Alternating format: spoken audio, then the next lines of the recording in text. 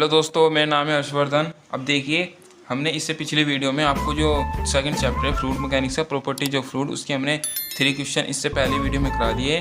आज से इस वीडियो में आपको क्वेश्चन नंबर 4 से स्टार्ट करते हैं। ठीक है, इसमें कहा गया है कि 2 mm व्यास की कांच की केशिका नली में पानी कितना ऊपर नली में चढ़ेगा। यानी कि हमारे पास एक ट्यूब है जिसका डायमीटर कितना है 2 mm।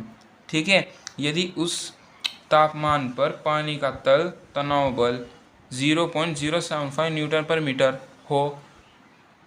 ठीक है, संपर्क कोण 0 डिग्री मान लीजिए। अब देखिए, इसमें हमसे पूछा क्या गया है, उसने हमसे ये पूछा है कि केशिका नली में कितना पानी ऊपर चढ़ेगा। यानी कि देखिए, सबसे पहले हमको इसको हल कर लिख लेते हैं।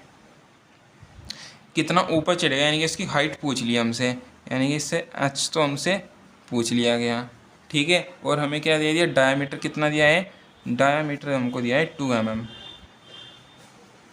ठीक है, 2 mm हमको डायमीटर दिया। और देखिए, संपर्क कोण 0 डिग्री मान लीजिए, यानी कि हमको जो एंगल दिया है, देखिए एंगल को हम यहाँ पर अल्फ़ा से प्रदर्शित करेंगे। अल्फ़ा क्योंकि ठीक है, कितना दिया है हमको 0 डिग्री दिया है, तो हम अल्फ़ा का मान कितना ले लेंगे 0 डिग्री।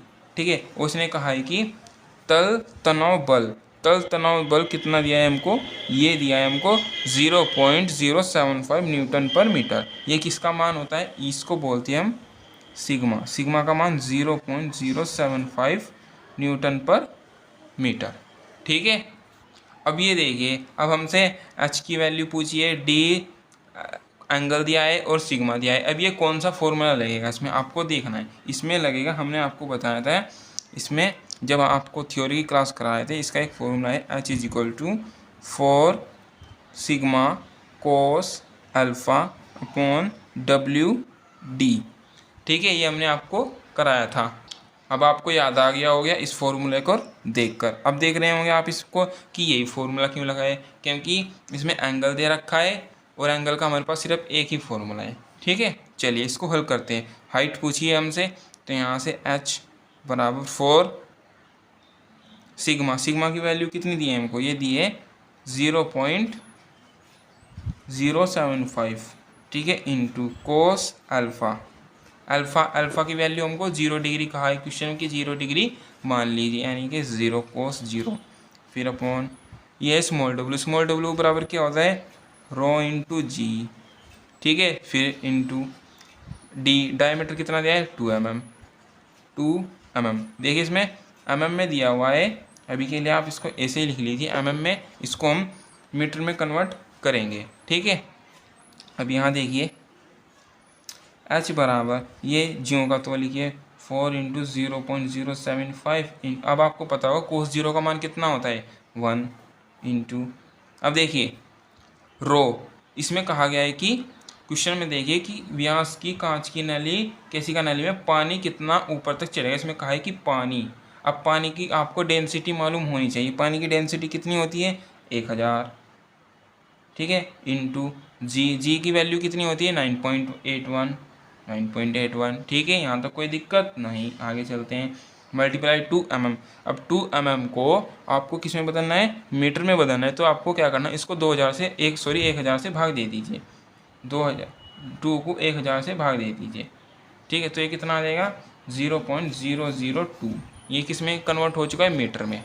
ठीक है, अब आपको क्या करना है, सीधे ऊपर की मल्टीप्लाई कर लेनी है। एग्जाम में आपके पास कैलकुलेटर अवेलेबल होना चाहिए, मेरे पास यहाँ पर अवेलेबल है इस टाइम। ठीक है, चलिए इसकी मल्टीप्लाई कर लेते हैं। 4 × 0.075। ठीक है, इंटू 1, तो इसकी जो वैल्यू आ रही है 0.3 आ रही है, यानी कि 0.3 अपॉन, फिर नीचे की भी मल्टीप्लाई कर लेते हैं। नीचे कितना 1000 मल्टीप्लाई 9.81 मल्टीप्लाई 0.002। ठीक है, तो इसका आंसर आ रहा है यहाँ पर 19.62। ठीक है, अब क्या करना है आपको, 0.3 को 19.62 से भाग दे देनी है। वहाँ से आपकी जो पानी है वो मतलब कि 2 mm व्यास की नली में कितना पानी ऊपर तक चढ़ेगा उसकी हमारे पास हाइट निकल जाएगी। ठीक है, इसको डिवाइड कर लेते हैं 0.3 डिवाइडेड बाय 19.62। ठीक है, तो यहाँ पर ये हमारे पास आ रहा है 0.01529। ठीक है, ये किस में आया है, ये हमारे पास आया है मीटर में, क्योंकि हमने इसको क्या कर लिया था, मीटर में कन्वर्ट कर लिया था। अब आपको क्या करना है, इसको सेंटीमीटर में कन्वर्ट कर लेना है। अब सेंटीमीटर में इसको कन्वर्ट करने के लिए आपको क्या करना है, इसमें आपको पता होगा 1 मीटर में कितने सेंटीमीटर होते हैं, 100 सेंटीमीटर। ठीक है, अब आपको क्या करना है, इसमें 100 के मल्टीप्लाई कर लेने हैं इनके आंसर मल्टीप्लाई 100, तो ये कितना आ जाएगा 1.529 मीटर, सॉरी सेंटीमीटर। ठीक है, इस तरह से इसकी हाइट आ चुकी है। ठीक है फ्रेंड्स, उस तरह से इसका आंसर हो गया। उम्मीद है आपको ये प्रश्न समझ में आ गया होगा। अब देखिए नेक्स्ट क्वेश्चन। अब देखिए क्वेश्चन नंबर 5 में दिया हुआ है 0.9 न्यूटन पर mm स्क्वायर दाब लगाने पर एक तरल का आयतन कितना है 0.06% कम हो तो उसका आयतन मापांक यानी कि बुल्क मॉडुलस ज्ञात कीजिए। इसमें देखिए क्या क्या दिया है और क्या क्या निकलवाना है, इसका हल लिख लीजिए। देखिए इसमें कहा है दाब, कितना प्रेशर दिया है हमको, प्रेशर दिया है हमको 0.9। ठीक है, 0.9 न्यूटन पर mm स्क्वायर। ठीक है, ठीक है। अब आप देख रहे होंगे कि इसमें कौन सा फॉर्मूला लगेगा, इसमें जो आपका कंप्रेसिबिलिटी वाला फॉर्मूला लगेगा, जो कि देखिए कौन सा था वो फॉर्मूला, वो था K इजिकल टू, यहाँ लिखे देखिए K बराबर dP/dV/V, ये इसमें फॉर्मूला लगेगा। ठीक है, ये इसमें यहाँ पर माइनस भी है। ठीक है, अब देखें यहाँ पर ये जो माइनस है, ये माइनस क्या दर्शाता है, ये जो आयतन होता है, वॉल्यूम होता है, वो वॉल्यूम की कमी को ही दर्शाता है। ठीक है, और इसने पहले ही कहा दिया है कि 0.06% कम हो, तो यानी कि, और ये यहाँ पर माइनस भी कम को ही दर्शाता है, तो इसमें हम फॉर्मूले में माइनस का यूज नहीं करेंगे, dP/dV/V इसका हम यूज करेंगे। चलिए इसको करते हैं। K is equal to pressure P for pressure, pressure कितना दिया है हमको 0.9। ठीक है, चलिए फिर दिया है dV/वॉल्यूम, वॉल्यूम कितना दिया है 0.06%, 0.06%, परसेंट का निशान हटाएंगे तो क्या हो जाएगा डिवाइडेड बाय 100। ठीक है, ये इसमें आपको इतना करना है। फिर आपको क्या करना है, K इजिकल टू 100 ऊपर जाएगा, ऊपर कितना बन जाएगा 90.06, इसको आपको डिवाइड कर देना है, तो यहाँ से ये पर आ जाएगा 1500 न्यूटन पर mm स्क्वायर, यानी कि इसका जो आयतन मापा यानी कि बुल्क मॉडुलस होगा वो 1500 न्यूटन पर mm स्क्वायर होगा, ये आपको ध्यान रखना है। ठीक है, अब ये देखिए प्रश्न नंबर 6, यदि किसी फ्लूइड की स्पेसिफिक ग्रेविटी, क्या दिया है हमको स्पेसिफिक ग्रेविटी, इसको लिख लीजिए,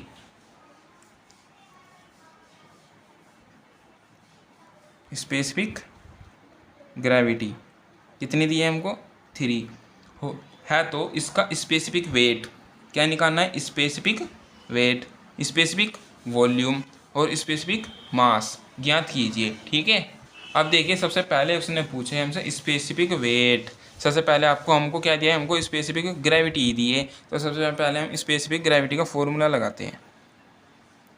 स्पेसिफिक ग्रेविटी जिसको आपेक्षिक गुरुत्व कहते हैं। ठीक है, इसका फॉर्मूला क्या था, इसका फॉर्मूला था W/, नीचे क्या था शुद्ध जल का आपेक्षिक भार, यह आपको याद होना चाहिए, शुद्ध जल का आपेक्षिक भार। ठीक है, ये आपको याद होना चाहिए। अब देखिए हमको क्या निकालना है, हमको निकालना है स्पेसिफिक वेट, यानी कि वेट तो आप यहाँ ले आइए। ठीक है, तो जो स्पेसिफिक ग्रेविटी है उसमें किसकी मल्टीप्लाई हो जाएगी, स्पेसिफिक ग्रेविटी की और शुद्ध जल का आपेक्षिक भार की। स्पेसिफिक ग्रेविटी हमारे पास कितनी दी है, ध्यान से देखना आपको। ठीक है, स्पेसिफिक ग्रेविटी कितनी दी है 3 मल्टीप्लाई शुद्ध जल का आपेक्षिक भार, शुद्ध जल का आपेक्षिक भार होता है ρg, कितना होता है, ये होता है यहाँ पर ρg। अब देखिए जल का जो घनत्व होता है वो कितना होता है 100, तो यहाँ पर आप 100 ले लीजिए।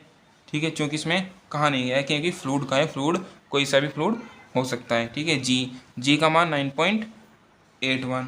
ठीक है, जब आप इन तीनों की मल्टीप्लाई करेंगे तो इसका यहाँ पे से हमारे पास स्पेसिफिक वेट निकल जाएगा। इसको बोल देंगे स्पेसिफिक वेट, ये निकल जाएगा 29430। ठीक है, इसका वेट निकल जाएगा। चलिए अब आगे क्या पूछा है, आगे पूछा है हमको स्पेसिफिक वॉल्यूम। अब स्पेसिफिक वॉल्यूम निकालते हैं, ये आप बॉक्स में बना लीजिए जिससे कि आपको पता चले कि हमने ये निकाला है। ठीक है, स्पेसिफिक वॉल्यूम देख लीजिए आप।